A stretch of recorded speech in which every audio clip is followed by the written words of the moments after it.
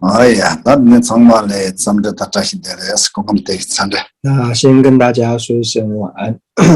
那我们上一堂课呢，最主要是讲述到说菩萨行的修持。那菩萨行的修持呢，我们就讲到说，就是菩萨行的总的修学，以及特别呢讲述后二度的修学。那菩萨行总的修学里面呢，我们上一堂课呢是讲述到布施的部分。那布施呢，在安乐道论的正文里面呢，并没有讲述很多，就是只讲述了说三种分类之外呢，并没有多余的解释。那我们今天呢，就会特别呢，就是再把布施度呢讲解的更为详细一点。那上一堂课呢，就是讲述到这边内容的时候呢，因为网络不好的缘故呢，所以我们只上了1个小时，然后之后因为断讯的缘故，所以没有办法继续上课。那上礼拜六呢，因为是寺庙里面呢，就是宗喀巴大师他所创办的，就是4大法会之一的大智主阙。那也因为是很重要法会的缘故呢，所以阁下去参加法会，所以没有办法为我们上课。那今天呢，我们就继续呢，就是从布施度的地方呢，开始继续的为各位做讲述。那我们在讲述布施的时候呢，就是讲到说布施呢，它又分为就是法施、无畏施以及财施呢这3种。那这3种布施呢，无论是在家菩萨或者是出家菩萨呢，那都可以修持的。那最主要呢是讲到说，我们在做布施的时候呢，就要具备的就是6种修持的布施，或者说我们讲到说具备6度的布施。那具备这6种修持或具备6度的布施是哪6种呢？那第一个呢，就讲到说是要具备所依。那所依是什么呢？那第一个就讲到说，我们布施的意乐呢，就是要以菩提心呢做我们的所依，就是以菩提心呢做我们的发心，然后来行布施。所以第一个呢是讲到说所依呢就是菩提心。那接下来呢，就讲到说第2个要具足的呢，就是我们所布施的物品。那我们所布施的物品呢，就是要说就是无余的呢去做布施，将我们所施的想要施的心呢，就是想要说我想要布施的东西呢，我能够毫不练习的，就是无余的呢去布施。那这个呢是讲到说所施的物品。那第3个呢，就讲到说布施的目的。那布施的目的呢，就只提到说，无论呢是暂时的或是就近的呢，我们都希望说我所施的对象呢，他都能够获得利益。所以这是第3个呢，讲到说布施的目的，就是希望说我所布施的目的，无论说他暂时或是就近呢，都能够获得饶益。那具备第4个呢，就是讲到说是善巧。那善巧呢，我们是讲到说一般讲的善巧呢，是说具备了就是无所证的智慧。那无所证的智慧呢，它所指的呢是指现证空性的智慧。但是以现证空性的智慧来说呢，就是以我们初修业的这个凡夫呢，是没有办法具备现证空性的智慧，也无法以现证空性作为摄持呢，然后来行布施。所以在这边讲的善巧呢，一般是讲说具备了就是证得无自性的智慧呢，那它就可以称之为是具备善巧，就是以无自性的智慧为摄持，然后来布施呢，就称之为是具备善巧来布施。那第5个呢，就假如说具备回向来布施，那就是我们在布施之后呢，要将我们所行的这些善行呢，然后回向于无上菩提。那这是讲到第5个呢，具备回向而布施。那第6个呢，就讲到说具足清净而布施。那具足清净的意思呢，就是希望说我们心绪之中的烦恼障已经所知障呢都能够尽除，然后透由此来布施呢，称之为是清净的布施。所以讲到说在布施的时候呢，要具备这六种所修，然后来行布施。那上面呢是讲到说我们在布施的时候所要具备的6种教授。那接下来呢讲到说布施呢，它同时呢也可以同时承办6度。那布施同时如何承办6度呢？那第一个呢就是以布施来说的话呢，那同样我们以法布施来说的话呢，就是当我们在布施在法施的时候呢，那我们呢就是遮止一切声闻以及缘觉的作意呢，那这个呢就是称之为是持戒，也就是呢避免我们为了个人呢的个人而做个人为解脱，然后以此来做布施呢，那这个称之为是持戒。那什么是安忍呢？那安忍就是我布施的目的呢是为了成就佛果位。所以在布施的时候呢，如果遇到任何的痛苦呢，那我都能够去忍受呢，那这个呢是属于布施时的忍辱。那或者说呢，我们在行施的时候呢，如果有他人呢就是谩骂我们等等呢，那这些我们都能够去安忍，那这个呢也是称之为是布施时的安忍。那我们布施之后呢，发起大欢喜心呢，那这个就是布施时的精进。那我们在布施时的时候呢，然后不夹杂小乘的作意，然后一心一意呢回向慈善于大乘的菩提呢，那这个呢就是布施时的静虑。那我们在布施时的时候呢，去了解到说能施物，然后所施者以及所受者呢，这三者呢全部呢都是地时空的呢，那这个呢就是布施时的般若。那以上呢就是讲到说布施时呢也可以具备六度而行布施。那什么是布施的布施呢？就是自己在行布施的时候呢，那同样的呢，也是劝导别人呢去行持布施的这个呢，就是布施时的布施。那具备这六种呢，就讲到说，就是布施时呢具备六度。那在布施的时候呢，就讲到说，那我们行财施的时候呢，该怎么去做呢？那在布施财施的时候呢，在菩提道次第广论里面呢，又讲到说三种。那第一个呢，就是说我们如何呢去布施财物的道理。那第二个呢，就讲到说，如果我们没有办法舍弃我们的财物的时候呢，那我们该如何的去做行持。那第三个呢，就讲到说，我们应该去修习呢，就是布施的时候呢的这些障碍，我们如何去对治布施时的障碍。所以呢，在讲述到财施的时候呢，一开始就讲到说，就是施舍财施。那第二种呢，就讲到说，唯有意乐呢来行布施。那在讲述说，就是第一个呢，就是我们真实的呢是去布施财物的这一种呢，就讲到说，它分为三个科判。第一个呢，就是我们如何去布施的道理；第二个，如果我们不能布施的时候呢，该如何的行持。那第三个呢，就是去修习呢，就是对治布施的这种障碍。那在第一个呢，就是如何布施道理里面呢，又讲到说四个。第一个呢，就讲到说，就是慧施和田，就是我们布施的对象呢有哪几种。那第二个呢，核心慧施，就是我们要用什么样的心、什么样的意乐呢去布施。那第三种呢，就讲到说我们布施的时候呢该怎么做，所以讲到如何行施。那第四个呢，讲到说施等何物，就是说我所布施的呢是哪一些是可以布施的，哪一些呢是不该布施的。那第一个呢，就讲到说慧施和田，就是我们布施的对象呢有哪几种呢？那这边来说呢，就是说可以分为呢10种。那第一个呢，就是对于我们自己有恩德的这些亲友；那第二个呢，就是对于我们有所损害的这些仇敌；那第三者呢，就是和我们没有恩怨的这种中庸的友情；那第四个呢，就讲到说有德者；那第五个呢，就讲到说有过失的这些人。那第六个呢，就讲到说比自己呢还要低劣的。那第七个呢，就讲到说和自己一样的。那第八个呢，就讲到说超胜于自己的。那第九个呢，就讲到说富乐的人。然后第10个呢，就讲到说贫苦的人。所以呢，就讲到说我们布施对象有10个，就是亲友、怨敌、中庸，然后有德者、有过者、劣于己，然后呢和己一样。和己平等，然后胜于己者，然后呢富乐者以及穷苦者10种。那接下来呢就讲到说第二个呢就是核心慧施，就是我们要用什么样的意乐呢然后去做布施的呢。那这边呢就讲到说第一个呢就是缘所为事。那所谓的缘所为事呢，就讲说我们布施的目的呢是为了什么？我们的缘的目的是为什么而去做布施的呢？然后这个时候呢，就应该去思维到说，我们呢因为有这些来跟我起食的这些人的缘故呢，所以我可以依此呢而获得无上菩提的资粮，圆满我的布施波罗蜜多。所以呢，由此呢，然后来做思维。所以第一个呢，缘所为事，就是讲说沿着我们布施的目的呢。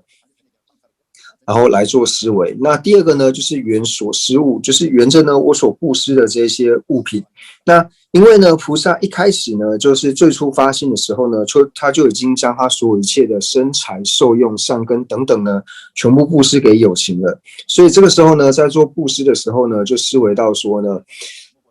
现在呢，我就如同呢，把这些人呢，他寄放在我这边的东西呢，然后把这些东西呢给这些人一样，然后用这种方式呢来做思维，所以这个是沿着呢自己所要布施的物品呢，然后来做这样子的思维。那第三个呢，就是沿着呢就是行施田，也就是呢我所布施的对象。那对于这些来乞讨的这些人呢，或者说来乞食的这些人呢，那就思维到说，这些呢，它是圆满我布施波罗蜜多的这些善知识，然后透由这三种意乐呢来做思维，所以就讲说缘所为事，还有缘所施物，以及缘着行施田三者呢，然后来做思维。那所以第二个呢，就讲到说呢，就是我们透由何种意乐呢，何种心，然后来做布施呢？那所以就讲到说，就是缘着所为事，也就是缘着我们布施的目的。然后第二个呢，就是缘着我所布施的这些物品。那第三个呢，就是缘的这些我所要布施的对象。然后缘着三者呢，然后来做思维而布施。那接下来第三个呢，就讲到说，那我们要断除哪一些意乐呢？然后来做布施呢？那该断除的部分呢，又分为要断除8种意乐。那第一个呢，就讲到说无恶见取意乐者。那什么叫做无恶见取意乐者呢？就是你没有具备这种邪恶的见解，然后来做你的意乐的。就比如说呢，在布施的时候呢，想说啊，布施呢，它其实没有所谓的果报，它仅仅是一种行为之外呢，它不会产生任何的果报，或者说呢，布施的时候呢，有些人就会杀害其他的这些有情呢，然后来做布施，那这种呢都是不允许的，所以就是不可以有想要杀害其他有情而布施的这种心。那接下来呢，就讲到说呢，就是没有高举意乐者。那什么叫做没有高举意乐者呢？就是在布施的时候呢，我们不希求呢，就是我布施的时候呢，好像觉得说自己呢比其他人呢还要来得超胜，然后呢，也不要升起呢，就是好像只有我能够布施之外，能够做这种布施之外，其他人呢都不能做。然后呢，也不要觉得说，哦，我布施的目的呢，就是为了显示呢我比你还要厉害，乃至说为了毁灭其他人呢而做布施的这种呢，那这个就是提到说，当无高举意乐者。那接下来第三个呢，就讲到说，当无依止意乐。那什么叫做依止意乐？当无依止意乐呢，就是不是为了自己能够获得好名声呢而行布施，就是不会觉得说，哦，我今天布施之后呢，我可以获得很好的名声，所以由此来做布施，所以不可以具备这样子的意乐。那这个就是提到说，当无依止意乐。那接下来呢，就讲到说，当无怯弱意乐者。那当无怯弱意乐者呢，就讲到说，我们在布施前的时候呢，在布施之前，我们要具备欢喜心；那在布施的当下呢，我们的心呢要具备清净心；那布施之后呢，不要有后悔，要具备无悔心。那除了具备这3种心之外呢，那就是听闻到说菩萨他在行广大布施的时候呢，那这个时候呢，不要觉得说啊，菩萨做的布施是如此的困难，那我自己应该做不到，然后由此呢而心生退却。不应该升起这样子的心，而是听到菩萨他们做这种广大布施的时候呢，然后要增长自己内心的勇悍心，然后要透过这种方式来做布施。那接下来呢，就讲到说，当无背弃意乐者。那就讲到说呢，对于所有的亲人呢，还有怨敌，还有中庸的这些友情呢，我们不应该去做分类，而应该以悲心呢来作为我们的意乐去行布施。那这个就讲到说，无背弃意乐者。那接下来呢，就提到说呢，当无妄报意乐者，就是说呢，我们在布施的时候呢，不要去希求呢，就是他将来呢会对我有怎样的报恩，他将来呢会对我给予我怎样的好处，为了获得这样子好处呢而去布施，就是不要具备这样子的意乐。所以提到说，当无妄报意乐者。那接下来呢，就讲到说，当无希求益熟益乐者，就是呢，我布施呢，并不是希望说我来世呢能够获得圆满的这种益熟身，就是我来世的这个身财呢、身受用都能够圆满，然后呢，而是我在布施的时候呢，最主要呢是希求无上菩提呢，然后由此来做布施。所以讲到说呢，我们当不希求益熟的果报，然后以这种益乐来行布施。那接下来呢，就讲到说，要当无邪命意乐而布施。那什么叫做无邪命意乐呢？就是我们在布施的时候呢，不要去想要说因为我现在做了这样子的好的事情，所以呢这些国王啊或是其他有名的人呢都知道说我做了这件事情，所以他们会因为我做这件事情而对我升起恭敬的心。我们不应该升起这种邪命的意乐呢来做布施。那所以呢，这假如说我们该以核心呢去做布施的时候呢，那就假如说分为两者。那第一个呢，就是要具备哪一种意乐呢来去布施。那该具备哪一种意乐去布施呢？就假如说要沿着所为事，就是要思维到说呢，我因为依着布施的缘故呢，才能够圆满布施波罗蜜多。那第二个呢，就是沿着我所要布施的这些物品呢，然后思维到说呢，当初就是菩萨在发心的时候呢，已经将自己所有的身财受用善根呢都已经布施出去。那现在所施的呢，就如同有情呢，其他人把东西寄存在我这边一样，那我把他寄存的东西呢还给他们一样，用这种意乐呢，然后来去做布施。那第三个呢，就是原行施田，就是对于说来行乞的这些对象呢，那我们该如何去思维呢？要思维到说这些有情呢，他是为了圆满我布施波罗蜜多的善知识，然后由此呢来行布施。那这个呢是我们所要具备的。那要断除何等意乐，然后来做布施呢？那就像刚刚所讲的呢，就是我们不可以具备恶见，然后呢也不可以具备高举的这种意乐，或者说呢我们不可以具备依止的意乐，就如同上述所说呢，就是8种心呢我们是不可以有的。那所以这边呢我们已经讲到说，就是第一个呢，讲到说会施和田，那就是布施的对象呢，我们讲说有10种布施的对象。那核心会施呢，就是要具备哪3种心呢？就讲到说沿着所为事、沿着所施物，还有沿着行施田呢3种心，然后来做布施。那接下来呢，就讲到说如何行施。那如何行施呢？就讲到说我们该以怎么样的行为呢来布施，然后又不该具备哪样的行为呢来布施。那这边先讲到说我们不该具备哪样子的行为来布施。那第一个呢，就讲到说就是当别人来乞讨的时候呢，来乞食的时候呢，我们应该快速的给予他，而不是呢故意把东西留着呢，然后故意不给他，然后在那边跟他开玩笑，然后要给不给的。那这样子呢会让他起烦恼，所以我们的布施呢就没有办法变得清净。所以第一个呢，就是当别人来行乞的时候呢，那我们要快速的呢布施给他。那第二个呢，就想要说，就是我们不可以呢故意呢让行乞者呢，就是让他升起烦恼之后呢，故意惹他生气，让他生气之后呢，才布施给他。那第三个呢，就想要说，就是不可以让他呢去做一些就是违法或是非法的这些行为，就是故意让他去做了这些不好的事情之后呢，然后才布施给他。那这些呢都是不允许的。那接下来呢，就想要说，一开始呢，就是你对于来行乞的这个人呢，你开始答应呢要给他很多的东西，但是后来呢，你真实在布施给他的时候呢，你只给他一点点，或者说呢，你一开始答应给他说好的东西，但是后来他来的时候呢，你只给他一些不好的物品，那这样子呢也是不允许的。那接下来呢，就讲到说呢，就是当别人来行乞的时候呢，那你就让他在他面前呢，跟他说啊，我之前呢布施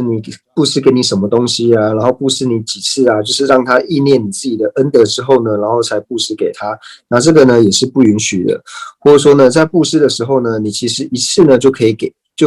全部布施给他，但是呢，你没有一次布施给他，而是他每次来呢，你就给他一点点一点点，然后花很长的时间之后呢，才把要布施给他的东西给布施完。那这样子呢也是不可以的。那或者是呢，就是自己当国王的时候呢，那因为本身有很大的权力，所以呢，你抢夺了其他人的妻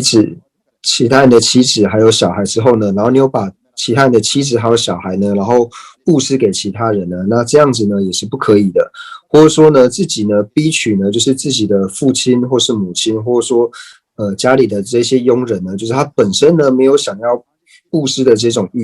意乐，然后你强迫他们呢，然后让他们把钱财拿出来，然后把这些钱财呢去布施给他人，那这样去做的话呢，都不算是清净的这种布施。那接下来呢，就是会损伤他人呢，就是会伤害到别人，然后由此而去布施的这种呢，那这样也是不可以的。那或者说呢，自己因为懒惰的缘故呢，所以呢自己不想去布施，然后呢叫别人去布施，那这种布施呢也是属于家行不清净的。所以有讲到说，如果要布施的时候呢，自己能够亲手去布施呢，那所累积到的福德呢会来得更大。那同样呢，对于说这些来求者呢，然后呢就是斥责他，或者说呢就是笑他、嗤笑他，然后或者是呢就是用一些不好的言辞恐吓他之后呢才布施，那这样子呢也是不可以的。那接下来呢，就讲到说，如果是违越佛陀制的学处呢，然后去布施呢，那这样子呢也是不可以的。就比如说呢，佛陀制戒说这个样子不可以做，然后你违反了这样子而去布施的话呢，那这个呢也是不行的。那同样的呢，就是我们不可以呢，就是在自己有这些资财的时候呢，然后不去布施，反而呢，就是累积了很多财富之后呢，然后才去做布施呢，那这些呢都是应该要断除的。所以以上所讲述的呢，就是我们在布施的时候呢，所要断除的行为。那上述呢是讲说在我们在布施的时候呢，就是哪一些行为呢是不可以做的。那接下来就来说，那当以何等家行而舍呢？就是说我们那要用什么样的方式呢，然后来做布施呢？那就讲说在布施的时候呢，要疏言平视，就是说呢，我们要和颜悦色的呢，就是看待呢，就是来跟我们行乞的人，然后呢，含笑先言，然后随对和田，皆应恭敬，然后呢，就是和来行乞的人呢，就是和他就是好好的讲话，然后呢，对任何来行乞的人呢，我们应该升起恭敬的心。那在布施的时候呢，我们应该要亲手呢，就是布施给他，然后呢，也不可以布施一些会对他有损害的这些东西。那在布施的时候呢，可能会遇到一些困难，然后遇到这些困难或是一些苦行的时候呢，那我们都要去忍耐这些苦行呢，然后去做布施。那这个呢，就讲到说该具备这些行为呢，然后去行布施。接下来呢，就讲到说，除了要具备上述的这些行为来做布施之外呢，也有提到说呢，要助他施家行者，就是说呢，我们要去帮助他人呢实行布施。就比如说呢，当自己呢就是有很多的物品呢可以去做布施的时候，然后见到就是有些人呢他是比较坚定，然后呢从来没有布施过其他人的时候呢，那这个时候呢就应该去他家，或者说呢，跟他讲说呢，就是我家呢现在是有很多的这些资产呢，然后可以去做布施，而且呢，我希望能够圆满我的布施波罗蜜多，所以我需要有很多的这些希求能够乞讨的这些人，所以如果有这些乞讨的人呢，经过你家的时候呢，就你不要把他们赶走，你呢可以把他们呢带到我家，那我可以呢布施给他们，那我在布施的时候呢，你就可以好好的呢去修水洗，那这样子呢也可以让你呢就是累积很多的福德，就是透过这种方式呢，然后帮助他人呢去行持布施。就是当我能够如此引导这个人的时候呢，那他慢慢的呢，他会透有这种随喜的心呢，然后他的内心呢能够升起欢喜心。那如果能够常常去做的时候呢，就能够帮助这个人呢，让他熄灭他内心里面呢就是坚定的这种种子。那因为他这样开始修习布施的缘故呢，那他慢慢的呢，他会对于说他比较没有注重的这些物品呢，他就会开始做布施。那依着这种下无贪呢，然后慢慢就可以进入到中品的布施。那再透由中无贪呢，然后进入上品的布施，然后由此呢，它就会越来越好。那或者是呢，如果说对于自己的亲教师，或者说自己的轨范师，或者说弟子呢，或者说自己的这些助伴呢，如果说他本身呢就是有这种坚定的习性呢，不能去做布施，或者说呢他并非是坚定，然后他只是因为说没有这些资具呢可以去做布施的时候呢，那这时候呢应该自己呢将这些财物呢，或者说资具呢，然后给他，然后呢让他对于三宝呢就是去修持布施，然后透过这种方式呢，可以让自己累积更多的这种福田，然后同样呢，也可以让这一类的友情呢，让他调伏他自己心绪之中的烦恼。那总之呢，就是用这种方式呢，我们可以去调伏友情，然后令未调伏者呢令调伏，那已调伏者呢令成熟，就用这种方式呢去摄受友情。那上述呢，我们已经讲完了，就是在会施和田，就是我们要布施的对象为何，然后托有怎样的心去布施，那以及呢如何布施。那接下来呢就讲到说要布施哪一些东西。那要布施哪一些东西呢？这边就讲到说呢，就是我们所布施的这些东西呢，如果能令他呢就是脱离恶趣，然后能够让他到善趣去的话呢，那我们就应该去布施，或者说呢，现前看起来没有帮助，但是就近呢能够利益到他的呢，那我们应该去布施。但是呢，如果我们所施的这些物品呢，会伤害到他的话呢，对于他的现前或者说他的就近呢，都会有所损害的话呢，那我们就不应该呢去做布施。那接下来呢，再讲到说，就是于何物呢，就是应舍或是不应舍里面呢，那还有细分呢，就是第一个呢就讲到说劣势的部分。那劣势呢就是讲到说，对于如果能够利益到友情的话呢，那就可以呢就是去做布施。那如果会伤害到友情的话呢，对于他的现前或者说他的就近呢有所损害的话呢，那也不应该布施。那第二个呢，就是在广释的部分。那广释呢，就讲到说，就是内务呢可舍或是不可舍。那内务呢，就讲到说，就是我们的就是我们身上的这些肉，就是自己身上的这些肉呢，那是否呢就是可以布施？那这边呢就讲到说呢，就是先讲不可以施的这个部分。那在不可以施的部分呢，就讲到说一开始呢就从时间的角度来说呢，不应舍者。那一开始就想说呢，就是菩萨呢，虽然说他已经呢，就是发愿说要将一切呢都布施给有情，但是如果说当他的悲心呢尚未坚固的时候呢，那这个时候呢，即使有人来求说把自己的这些头目脑髓或者说自己身上的肉呢要布施给他的话呢，那这个时候呢还是不应该施舍，就是除非呢，当你的大悲心呢已经坚固之后呢，那才可以舍自身的这些头目脑髓等等。那如果说大悲心的这个意乐呢还没有坚固之前呢，是不可以施舍的。所以这个就从时间的角度，从时之门来说的话呢，不应施舍。那第二个呢，就是讲到说，就所为门呢，就是从目的来说的话呢，就是如果呢，就是我们布施我们自己的身体或是头目脑髓呢，如果说他的目的呢，或者说仅仅是一些小事情的时候呢，那这个时候呢，我们还是不应该布施我们的身体，这个时候呢，也不应舍身。那第三个呢，就讲到说，就求者门呢，不应舍者，就是说对于施舍的那一方来说呢，我们不应该布施自己的身体的呢，那就比如说呢，就是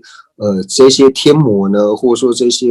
魔王呢，或者说这些魔王他附身在某些有情的身上呢，然后让这些有情呢，然后就是来跟我们乞讨我们的这些头目脑髓或是身体等等的时候呢，因为你知道说他布施他跟我们求这些身体这些部位的时候呢，他并不是要做好事，他是为了伤害佛法等等的缘故呢，然后来做这种乞讨的时候呢，那这个就所求门来说的话呢，那这个时候我们就不应该布施身体或是头目脑髓给他，或者说对于有一些呢，就是他的心呢，就是有一些精神上的状况的时候呢，他也不清楚他是在想什么，然后来跟我们祈求呢，能够布施身体或是头目脑髓的时候呢，那这种状况之下呢，我们也不应该布施。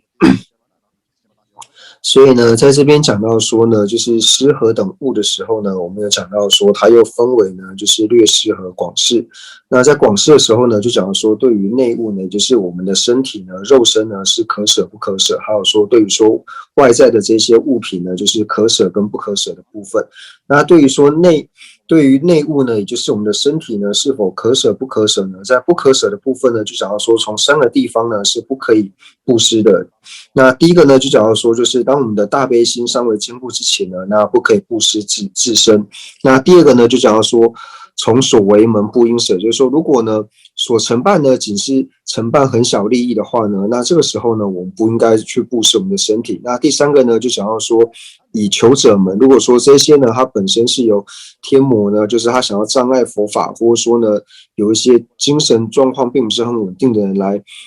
祈求我们的身体的时候呢，那这时候呢是不应该布施的。但是呢，除此之外呢，那如果其他人来祈求我们布施身体的时候呢，那则是呢是应该施予的。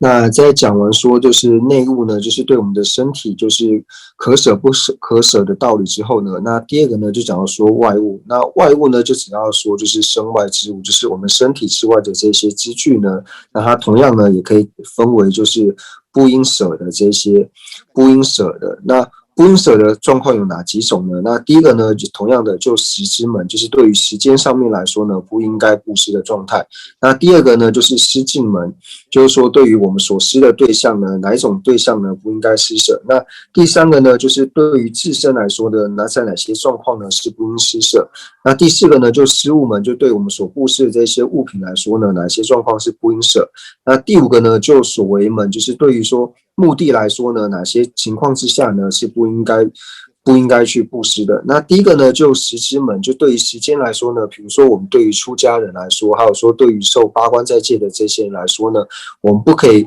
布施给他午后时，因为我们知道说出家人，还有说像受八关斋戒的这些人呢，他们是要持过不食的戒律，所以对这些出家人以及持八关斋戒的呢，我们不应该布施午后的这种食物。那第二个呢，就讲到说，对于就是布施的对象呢，不应舍的呢，就比如说对于持戒者来说呢，我们对持戒的人呢，不能够布施这些我们吃剩的这些食物，或者说呢，掺杂的这些大便、小便、鼻涕啊、口水啊、血脓这些脏东西呢，掺杂的饮食呢，那这些呢是不可以布施给持戒的人。那第二个呢，对于说就是像不吃呢葱蒜还有肉呢，还有不喝酒的这些人呢，那我们不可以布施给他们就是掺杂着葱蒜肉酒的这些食物。所以这个就是对于说对象来说呢，哪一些是不应舍的。那接下来呢，就是说于自身门呢不应舍者呢，就是说对于说自己来说呢，就是有一些如果说我们布施出去呢，并没有办法真正利益到他人的话呢，那这种情况之下，我们也不应该布施。那第四个呢，就是就施物门呢不应舍者呢，就比如说像是自己的父母，或者说呢我们的饮食里面呢，要是有一些昆虫，那或者说呢自己的就是妻子、小孩，或者说自己的这些佣人等等的，那你在没有告知他的状况之下呢，就布施，或者说你跟他讲之后呢，但是他没有办法理解的这种状况呢，那我们都没有办法，这一种状况之下呢，都不应该去做布施的。那第五个呢，就所为门不应舍者，就是说呢，如果说呢，他的目的呢，比如说他来呢是为了乞讨，像是毒，或是火，或者说像是武器，或是酒，那他乞讨这些目的呢，是为了伤害自己，或者说为了伤害他人的时候呢，那这个时候呢，我们就不应该布施这些东西给他，或者说呢，我们所布施的这些物品呢，会让它增长堕恶趣的因的话呢，那这个时候呢，我们就不应该去做布施。所以呢，上述呢，先讲到说我们不舍外物的理由呢，就讲到说五个。第一个呢，就是就时间上面呢不应该布施的状况。那第二个呢，就是对于我们所布施的对象呢，那什么样的对象他不应该施舍哪些东西？那第三个呢，就是对于自身的状况来说呢，就是如果没有太大毅力的话呢，没有太大的意义的话呢，那不应该布施的状况。那第四个呢，就对于说我们所布施的物品来说呢，那哪一些状态呢是不应该布施的？那第五个呢，就是假如说就所为门呢，那哪一些呢是不应该施舍的？就是以他的目的来说呢，那他如果是为了自害他的话呢，那这个时候呢不应该施舍。那哪一些状况呢是属于说我们应该施舍的状况呢？那就假如说，如果说我们这个身体呢不是佛陀呢他所遮止的状况的时候呢，那这个时候呢就是应该舍的。或者说对于说我们所施舍的这些物品呢，对于这些补特来说，对于所形体的这些有情来说呢，是合宜的时候呢，那是适当的时候呢，那这个时候呢，我们也是可以去做布施的。以上呢，我们就讲述完了，就是舍财的道理，就是我们布施应该要布施财物的道理。那在这个科判里面呢，就是分为第一个呢，就是我们要布施的对象是什么，就是惠施和田。第二个呢，就是用怎样的意乐呢去做布施。那第三个呢，就讲到说如何呢去行施。那第四个呢，就讲到说施等何物，也就是说哪些呢是可以布施的，哪些时候呢是不应该布施的。所以在第一个科判呢，就是舍财道理呢，我们已经讲述完毕。那第二个呢，就讲到说，若不能舍呢，当如何行？那如果说当我自己没有办法升起这种舍心的时候呢，那我们该怎么去做呢？那这个时候呢，就讲到说，如果说有这些祈求者来的时候呢，那如果说我们自己呢为这种坚定心呢，就是有这种坚定心的时候呢，就要去思维说这些财物呢，它到最后呢必定会离我而去，那最后呢它也会弃舍我而去，然后我也一定呢会舍弃这些东西，因为在临终的时候呢，我是任何东西呢都带不走的，所以这个时候呢，我们应该要放下，要想说呢，这些东西呢，它到时候呢一定会离我而去。我一定没有办法可以带着他到下一辈子去的，所以在临终的时候呢，我如果现在把它布施掉的时候呢，可以让我在临终的时候呢，不要升起去贪求财物的这种心。那因为没有这种所贪的东西的时候呢，那你在临终时自然而然呢就会无所忧悔。那你没有忧悔的时候呢，自然而然在临终的时候呢就能够升起喜乐。而且呢，你也可以去思维到说，透由现在呢去布施的时候呢，它最后呢可以帮助我获得无上正等菩提。然后透由这些呢，然后去思维，然后由此就是讲到说，当我没有办法去布施的时候呢，该如何去行持。那第三个呢，就讲到说，那我们呢该如何去对治呢？就是布施的障碍。那在摄觉哲分里面呢，就讲到说4种，就是我们布施的障碍。那第一个呢，就讲到说呢，就是未串习，就是没有长时间去串习的缘故。那第二个呢，就讲到说就是匮乏，也就是我们财务匮乏的状况。那第三个呢，就讲到说单着，也就是我们贪着的缘故。那第四个呢，未见大果，就是没有看到布施的好处的缘故，所以最主要呢是因为这4个呢在障碍我们去做布施。那第一个呢就想要说没有串习，那没有串习呢，我们该如何的呢去做对治？就假如说呢，虽然现在呢我有可以布施的这些财物，但是当有这些祈者，就是当有来求我布施的时候呢，那这个时候呢我还是不想去布施。那这个时候我该如何的去做思维呢？这时候呢，我就要先去思维到说，我现在呢不想布施的原因呢，就是说我在过去世的时候呢，没有串习布施的缘故，因为过去世没有串习布施的缘故呢，所以现在呢我才不会升起这种想要布施的心。但是如果说今生呢，如果我再不去串习呢，开始修习如何布施的话呢，那到来生来说呢，对于我来说，我只会吃亏而已，我并没有任何的好处。就是透由这种思维的力量呢，然后去思维到说，因为过去世我没有串习，导致呢今世我不会想布施。那如果说今世呢我还不去学习如何布施的话呢，那对于来世来说呢，对我来说是没有任何一点好处的。所以透由思维呢，然后来让自己去串习着如何去行布施。那接下来呢，就讲到说第二个就是对于说我们对于财物或者说对于资具的匮乏的缘故呢，所以让我不能够产生布施的心。那这个时候呢，我们该如何去对治这种因为我们资具匮乏的缘故呢，所以不想去布施的心？那假设说呢，我这一世呢就是非常的贫穷，所以呢，我会觉得说我所有的东西呢已经够少了，那这个时候呢，所以我没有办法升起一个想要布施的心。那这时候我们就要去思维到说呢，就是因为说过去呢我在生死流转的时候呢，就是过去世呢我在轮回的时候，那因为树叶的缘故呢，那或者说种种的原因呢，所以我没有办法对他人我没有办法去饶益他人。那我因为没有办法去饶益他人的缘故呢，所以呢，我忍受了就是各种的难忍的疾苦等等。那假设呢，如果现在我能够去利益他人，那虽然说呢，在现在这个时候呢，会因为说我仅有的这些资具呢，然后去利益其他的有情，那我会因此呢而过的生活非常的困苦，那乃至于呢，我可能因此而死掉呢。但是呢，如果现在我能够去布施的话呢，那布施的行为它对我来说呢，其实是更为好的。那假使呢我没有任何的财富呢，但是没有关系，我还是有一些叶菜呢是可以吃，我可以靠这些叶菜呢去活命。但是呢，我现在如果能够布施给他人的时候呢，除了利益到他人之外，那对我的来世呢，他对我有更好的这一些好处的时候呢，那思维这一些呢就觉得说，那假使现在我没有任何一点，我把我仅有的资讯布施出去，但这种痛苦呢，我还是可以忍受的时候呢，那这个时候我们就可以去行布施了。那接下来呢，第三个呢，就讲到说，因为贪着财物的缘故呢，所以让我们没办法升起布施的心的时候，那这个时候呢，我们该如何的呢去做对治？所以第三个呢，讲到说，对于说我所贪着的这些财物呢，因为会把它执为呢是最好、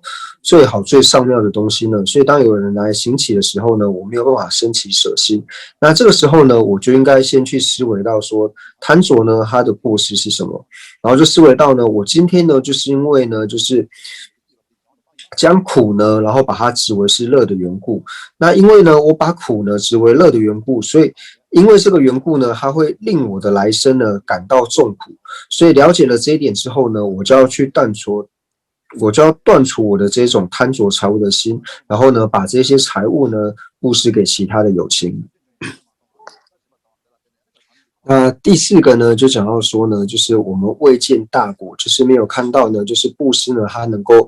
为我们呢带来成就佛果位的这种大的这种利乐。那这边想要说呢，未见行施呢，能生正等菩提的胜利呢，就是没有看到布施呢能够帮助我们获得佛果位，我们只看到呢，就是布施呢，它可以帮我们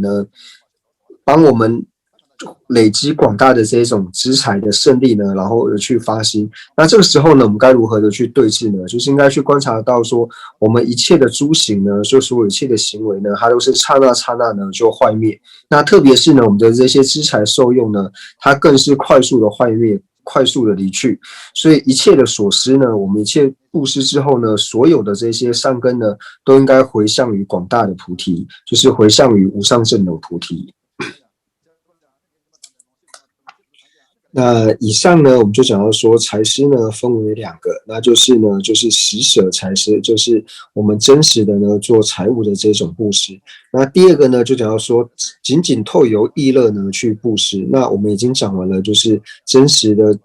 财务去布施之后呢，那现在我们讲述说就是为透由意乐去布施。那为透由意乐呢，就是怎么去布施呢？就是第一个呢，我们要到极静处，就是较为僻静的地方呢，然后将我们的心呢，就是收摄于内，就是让我们的心呢不要向外散乱，然后将心收摄于内。那心收摄于内之后呢，然后我们就以清净的意乐呢，然后去观想，然后就观想呢，就是现为就是各种各样广大的这种无量的财宝。那将这些无量的这些财富呢，然后布施给一切的有情。那这种布施的方式呢，它是可以用很少的这一种，不用花太多的力气呢，它就可以生无边的这种福德。那这种布施的方式呢，也称为是菩萨的巧慧布施。那这种布施的方式就讲说是在初地菩萨之前呢，就是从一开始修学布施的有情到初地菩萨之前呢，都可以做这种方式呢去做布施。就是说，当我们的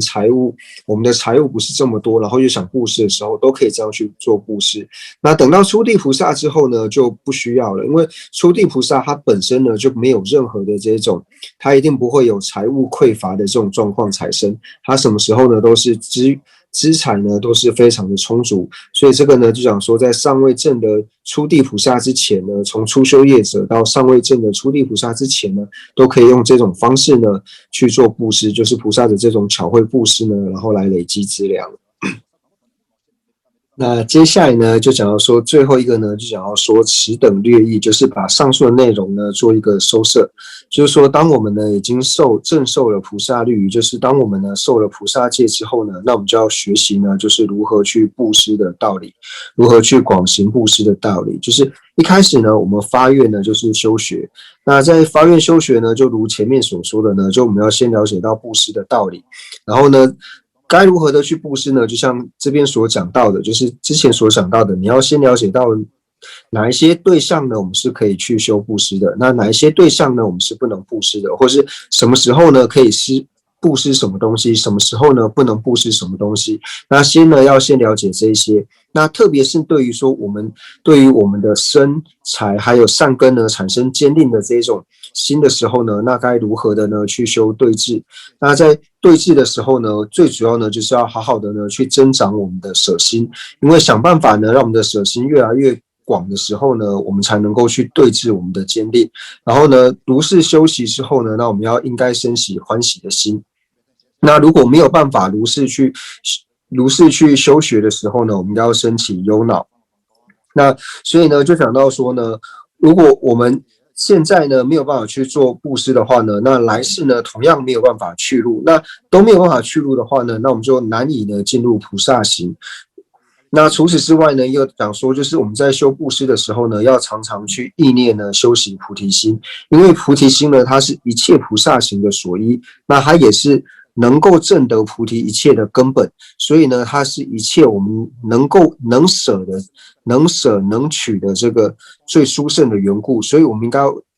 精进的呢去修学菩提心。那以上呢，就是对于布施的一个收摄。那安乐道论里面的布施的内容呢，并没有很多，所以在这边呢，就是把菩提道次第广论里面呢，就是对于说布施比较重要的内容呢，那我们就拿出来一起做分享。那今天呢，因为时间的关系，那我们就先上到这里。